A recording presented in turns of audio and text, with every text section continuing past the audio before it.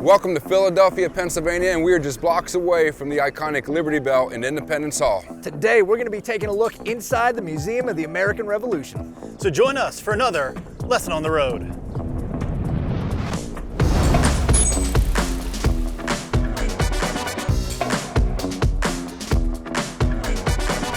Tensions between the American colonies and Britain increased following the French and Indian War, culminating in the shot heard around the world. The American Revolutionary War spanned from 1775 to 1783, with the colonies winning independence with the signing of the Treaty of Paris. The Museum of the American Revolution shares and uncovers the stories about the people and events that sparked America's ongoing experiment in liberty, equality, and self-government. Liberty trees like the one shown behind me were used by the American colonists as gathering places and symbols in the 1760s and 1770s. The small piece of wood fragment behind me is actually from the last Liberty tree, which stood in Annapolis, Maryland until 1999. It was salvaged from the tree that had fallen after a hurricane. John Adams said that the 1770s was a great time of change in Americans' hearts and minds. We want to take a look now at how both sides, the British and the Americans, used propaganda to form public opinion. This image was printed in London and depicts the Americans as a violent, low-level mob. It loosely depicts the 1774 tarring and feathering of a tax collector named John Malcolm. The 45 on the hat is a reference to an essay by a London Whig, John Wilkes, which made Wilkes a hero amongst the Sons of Liberty.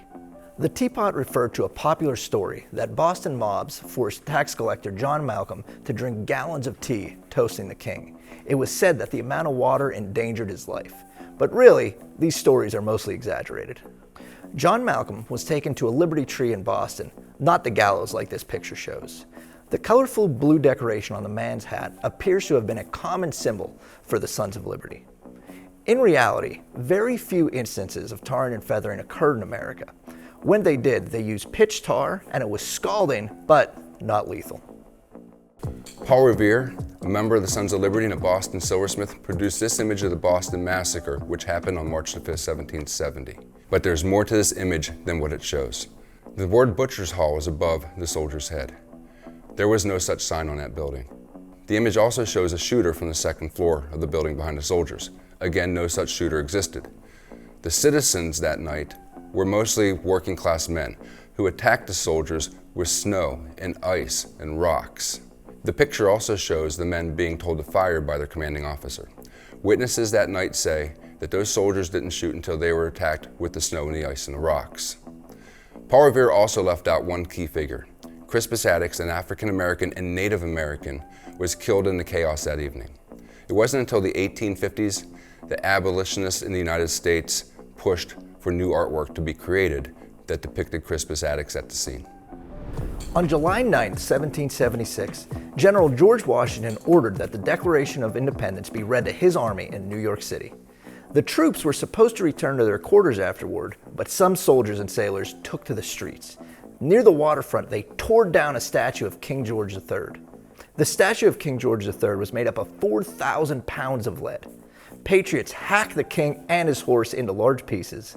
These pieces were then carted off and made into bullets for the Continental Army. Loyalists then quietly recovered the king's head and smuggled it back to England. The British soldier, marching in red, a symbol of Great Britain's might and power. Disciplined and professional, the British soldier that came to the American colonies was expecting a swift campaign, a routine quelling of a rebellion. But what they found was something very different. They entered a world unfamiliar and hostile, a landscape of dense, vast wilderness, and an enemy that refused to fight them in the way that they'd been trained. Their enemy, the American patriots, decided to fight in a guerrilla-type warfare, with surprise ambushes and raids, and shooting behind trees and stone walls. They were professionals, but there were men too. Young men sent far away from their homes, enduring cold, bitter winters, fighting a war against civilians, wondering how this campaign has lasted so long, fighting just shopkeepers and farmers. In the end, despite many battlefield victories, the will of an empire could not overcome the flames of revolution. And the British soldier, often misunderstood, was forced to march home. Joseph Plumb Martin was one of thousands of teenage soldiers in George Washington's army. In 1776, he joined Washington's Continental Army in New York City, and he witnessed firsthand the horrors of war. At the Battle of Brooklyn Heights, he saw Washington's army demoralized. He saw American soldiers drowning in a mill pond and then being shot to death by British soldiers. He saw Washington's wounded hobbling away. Joseph Plumb Martin also participated in the Battle of Monmouth, the Battle of White Plains.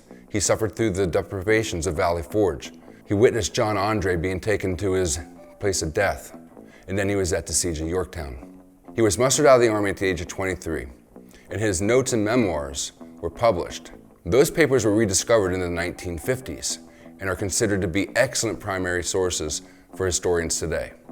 You see, Joseph Plumb Martin spent most of his time as a private, and his papers depict life in the Continental Army for the average soldier, not the typical heroes of the Revolutionary War that we learn about in school.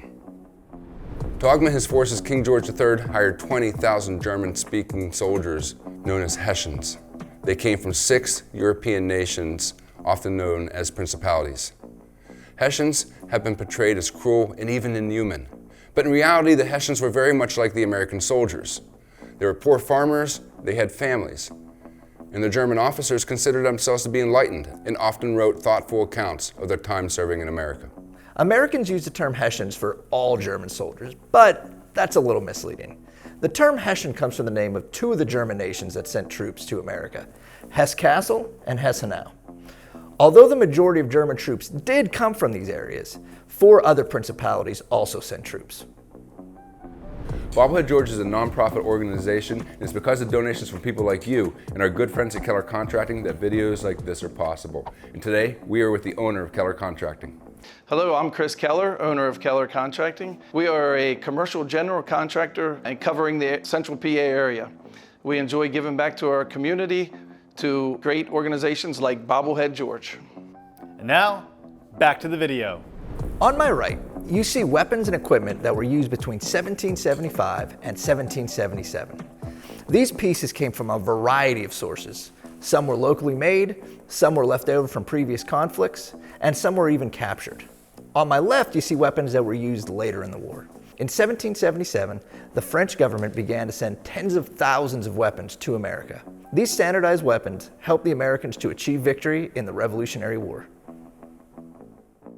Here displayed in the museum is a wall of rifles that would have been used during the Revolutionary War era. And when you approach this display, one aspect of these weapons stands out amongst others. And that is that they're really long. I mean, look at number 1, it's taller than I am. And if you ask yourself a question, well, why would you make a rifle that long? Most modern fighting rifles are short and easy to wield. Well, there's actually 3 reasons you want a rifle that long. The first one has to do with just how a rifle works. These rifles have been loaded from the muzzle with gunpowder and a projectile and a patch maybe. They would put some gunpowder in the pan and had the flint strike a frizzen, causing a spark, having the gun go off. Well, that all takes just a fraction of a second, but it does take some time. And the gunpowder of this era burned slowly. And you want that burn to be as complete as possible. How do you do that? Well, you give yourself a longer barrel. The other 2 reasons you want such a long rifle have to do with tactics.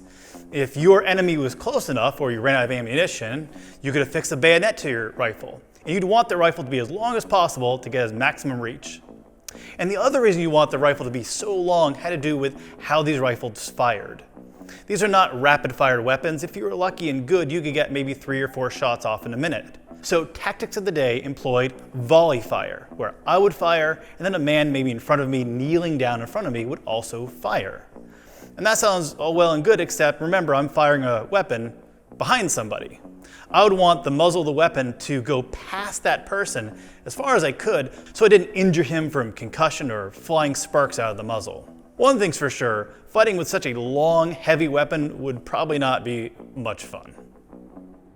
More than 250,000 American Indians lived east of the Mississippi River in 1776. They formed over 80 nations and they spoke dozens of languages and dialects. After the Declaration of Independence in 1776, fighting expanded between the Americans and the British, and both sought help from the Native Americans. These Native people had to figure out how to preserve their independence in the midst of this chaotic war. Over 10,000 Cherokee people lived in the southern Appalachia region during the American Revolutionary War.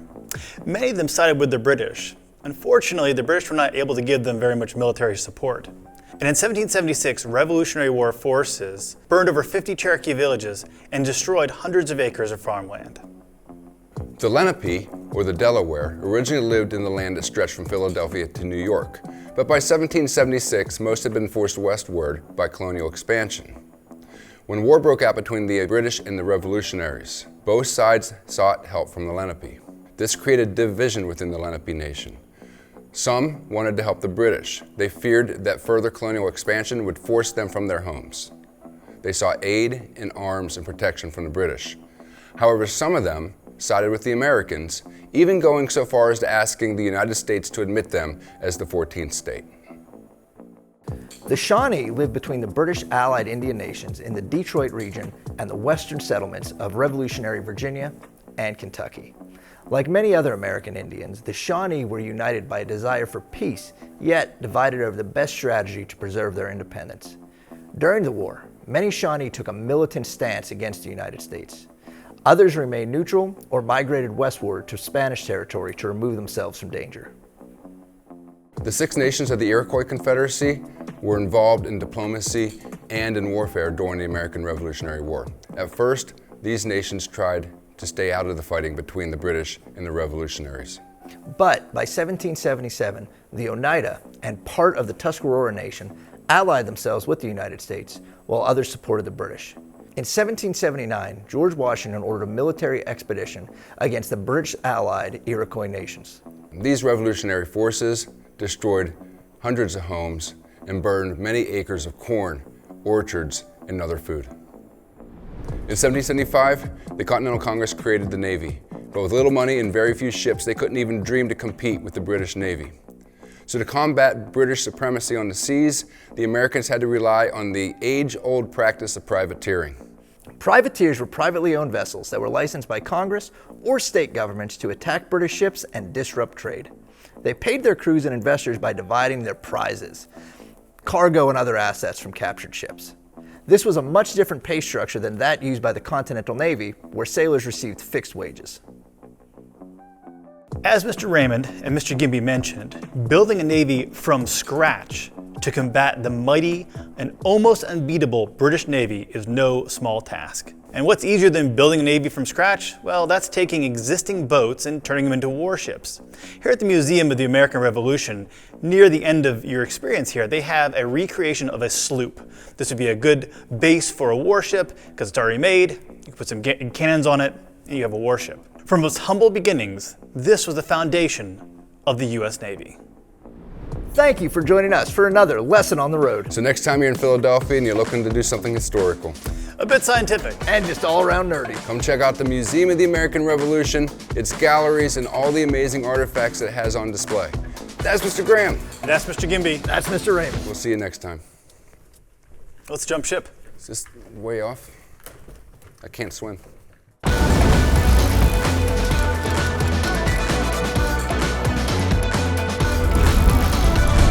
Others remain neutral, while many others remain neutral, while others